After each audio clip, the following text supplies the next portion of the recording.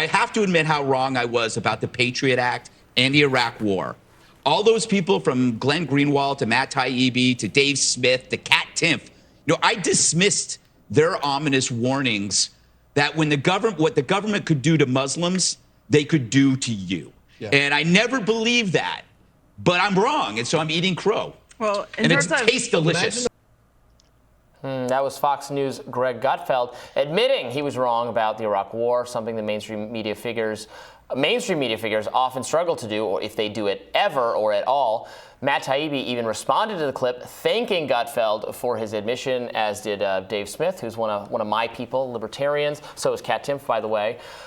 So yeah, and Greg Gutfeld has always had some libertarian sensibilities on a number of issues, on drug issues. Actually, he's been very libertarian on those issues and some other things. So I'm not surprised to hear him say the Iraq War was wrong and the Patriot Act was wrong. Actually, I would have thought he possibly already had held those views. Maybe he did. He's just announcing them for the first time. But it gets to something that I wish more conservatives would take seriously, especially now that we're hearing all this kind of anti-intelligence agencies, anti-law enforcement furor in the wake of the Mar-a-Lago raid. I'm seeing defund the FBI, et cetera, from from Republican political figures and Republican commentators, and I'm like. And actually, I become a little bit cynical because when push comes to shove, the Patriot Act gets reauthorized and voted for by all of these people. Right. This has happened, and this happened with the was it Carter Page? Was that his name? The FISA abuse when Trump was in office, all that stuff, and then they still reauthorize the Patriot Act when it comes up for a vote. So there's a lot of hypocrisy from many GOP officials on this kind of stuff. They'll say that, yes, there's a deep state and law enforcement is out to get Trump and Trump supporting people, but then they fund them. Then they fund this entire apparatus. So it feels like they're just saying that, but they don't really believe it in some cases. I think Greg believes it, though. Greg believes it, yes. Yes. Absolutely. That was such a beautiful clip because, especially, I love what he said at the end. I'm eating crow and it tastes fabulous. It tastes great, whatever he said. That is exactly right. Journalists have lost the sweet taste of being able to admit that you were wrong. I mean, that willingness to admit that you were wrong about something is the thing that gives me personally the courage to, take big swings at things, to develop opinions about things, because I know that if I find counter evidence, if I find that something I said was wrong, I can admit it. That is the thing that makes us worthy of the trust of the American people. And unfortunately, like you said, Robby, so few people in the media are willing to do this. And I so respect that Greg went out there and said that. And very interestingly, Tucker Carlson had a special called Patriot Purge about January 6th.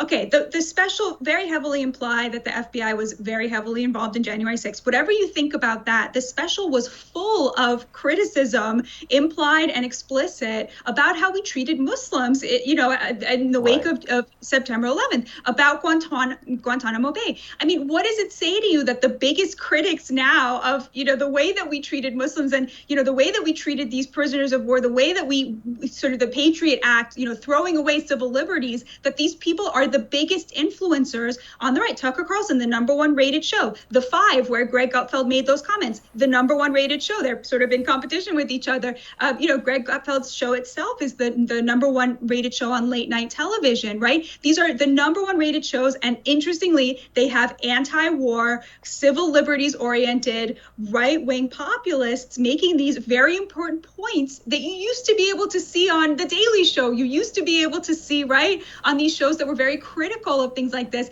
And, as I said in my radar, where is the anti-war left? They're busy, saying, calling Trump a Putin stooge. That's what they think their job is now. And the point that Gutfeld observed should not be glossed over, that they can do this, they've done this to Muslims.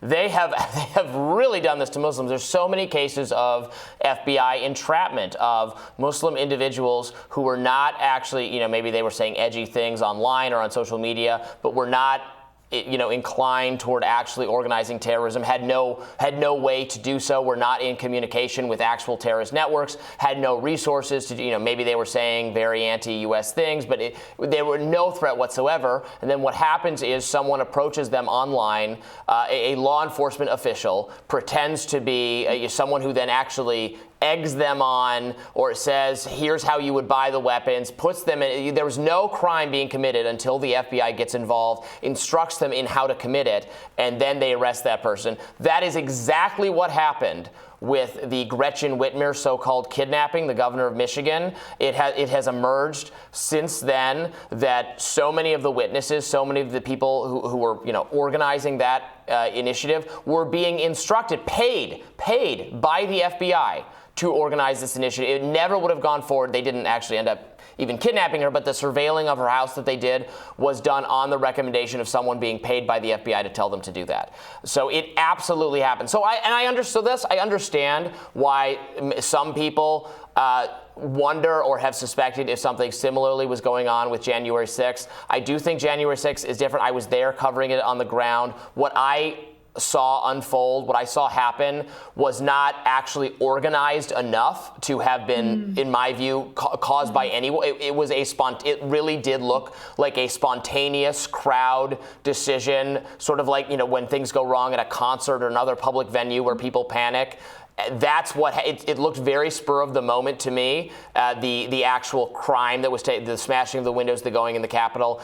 And also some of the people I saw do that are actual right-wing figures, not people I think were being hoodwinked by law enforcement. So I understand why people make that claim that's why I reject that claim though for January 6th, because what I saw happen does not comport with that framing. But it did emerge in the Gretchen Whitmer kidnapping situation. So many FBI agents involved. So yeah, and you've been covering that since my first time on Rising. Yep. You did your radar on that, so everyone should check that out. And I think it was last week or the week before, you guys had on Darvio Morrow to talk about how all of the lessons that the right is now learning about the FBI, the Black community has known for a really long time. But speaking of bad takes on the Iraq War, friend of the show David Sirota found this gem on Masterclass. President George W. Bush teaches authentic leadership. Sirota commented saying, "I finally found it, a thing that singularly encapsulated how stupid we've made our culture." What do you make of this, Robby? I'm not a big Masterclass fan. In fact, I think I respect people less when their Masterclass ad shows up. Now, I switched to YouTube Premium largely to stop getting ads for Masterclass. For whatever the algorithm really thought for some reason I would be interested in signing up for one of those things, and I am not. I do not want one of them, so now I don't see those ads anymore.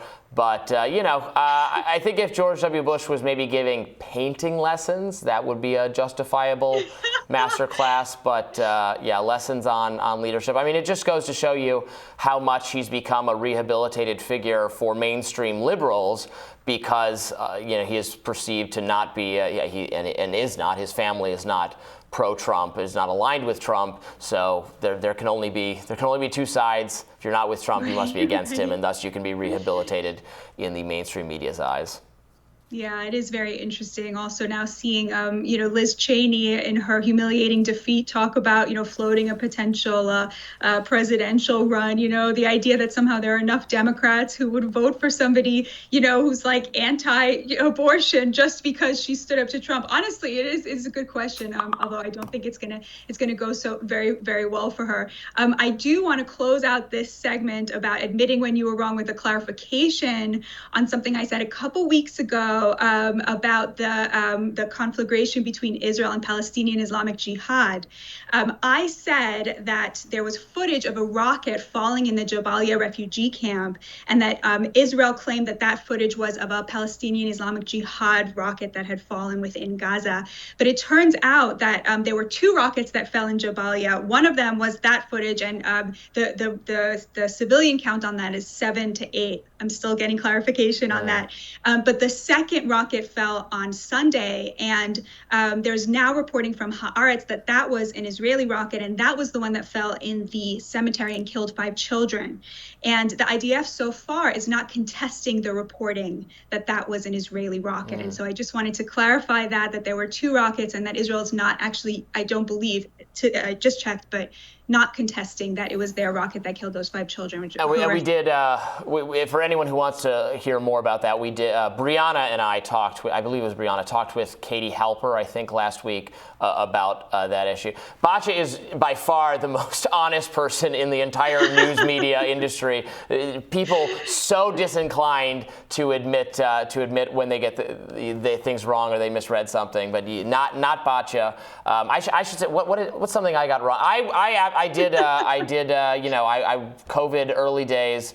I absolutely did not. I could not comprehend, the scale of death we were about to experience from the disease. I remember thinking, I just couldn't even conceive of it. Like we're all going to be locking down for weeks and months and years because of a disease like that. It's never happened in my lifetime. I can't imagine it, but it's exactly what happened. A lot of my early COVID predictions, very, very, very bad. So when I put on my little pundit's hat, I do know better than everyone else. But we try to give viewers unbiased, fair news. Not totally unbiased because we have perspectives, but we try to bring on a variety of perspectives so that you're hearing, the best arguments for each different one from different hosts and guests, etc. So. Tomorrow on Rising, Brianna Joy Gray will be back with you all, and I will see you next week. Always love having you here, Batya. Thank you so much. Be sure to like, share, and subscribe so you never miss any of our content. For those of you who like to listen while on the go, we're now available anywhere you listen to podcasts. I've got that almost memorized by now, maybe tomorrow. Okay, thanks everybody for tuning in, and we will see you soon.